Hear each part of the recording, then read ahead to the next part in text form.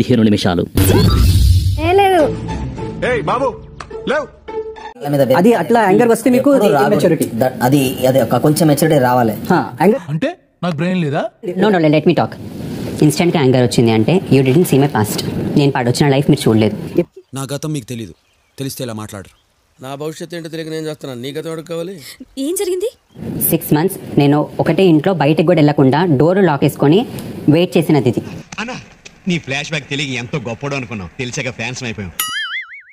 Wait second, let me కొంచెం maturity please. చెప్పేది వినండి. Calm down please brother, calm down. నువ్వు అనవసరంగా ఎక్కువ రియాక్ట్ అవుతున్నావు. ఏం పర్లేదు, ఏమవుదు. మిమ్మల్ని చూస్తుంటేనే ఐ గెట్ గుడ్ వైబ్స్.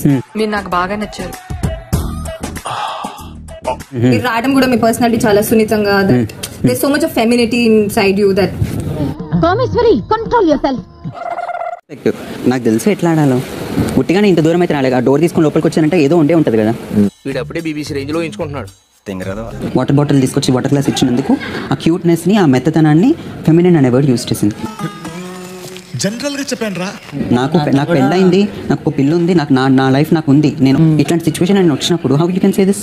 మే కాలేజీలో చదువుకోలేదా? Tell me I say this too bad to worst. The east coast last black ఆర్కోయింగ్ shouldering it would happen with కాటవలి పులాస్లే. అన్ని వ్యూస్ లోకి బెస్ట్ వ్యూ ఉంది సార్. ఇదే అందరికీ నచ్చే వ్యూ ఇదే.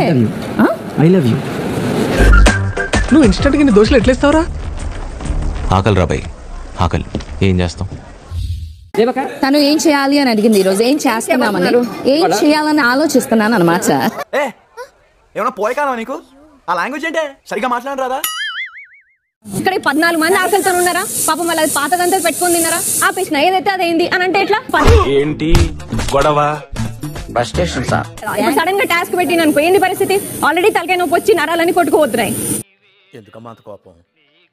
ఏం సాధిస్తావు దానివల్ల? స్పేస్ తీసుకో సోనియా. అట్లా ఇర్రెస్పాన్సిబుల్ ఉన్నారు. తీసుకోదు అట్లాంటప్పుడు ఫస్ట్ పర్సనల్ స్పేస్ తీసుకో. ఆ రూమ్ లోకి వెళ్ళు కాసేపు. Okay relax. దీనికి ఎందుకు టెన్షన్ అవుతావు? బిగ్ బాస్ స్టోరీలో మొదటి అధ్యాయం మొదలైంది. ఇక్కడి నుంచి మొదలవుద్ది రగడ.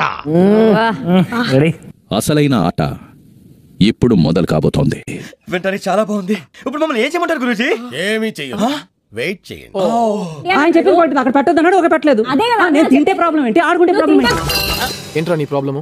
నాకు ప్రాబ్లం ఏం లేదు సార్, నేను కంఫర్టబుల్ గా ఉన్నాను. ఎవరైతే నీట్ గా తిందాం అనుకుంటారో, మనుషుల్లాగా తిందాం అనుకుంటున్నారో వాళ్ళ దాంట్లో పెట్టండి. ఓకే, నువ్వు ఎట్లా చెప్తే అట్లా. అంటే నేను మనిషిని కాదు అన్నావు నువ్వు, నేను మనిషిని కాదన్నావు నువ్వు. ఓకే, ఇది తింటే నేను మనిషిని కాదు, సో పశువు నేను తింటే. Maybe I don't no.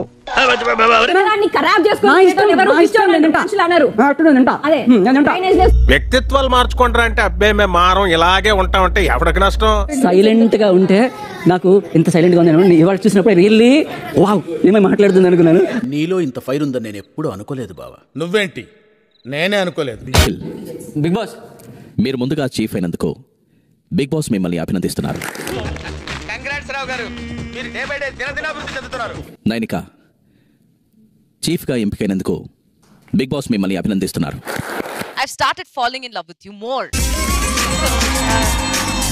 Nikhil మరియు నైనిక ఎవరి కలని నెరవేర్చాలనుకుంటున్నారో మీరిద్దరూ చర్చించుకొని మీ నిర్ణయంతో సిద్ధంగా ఉండండి.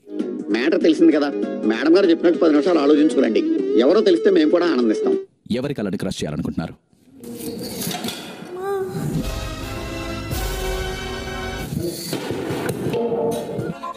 గుండె బద్దలైపోయిందా బంగారం?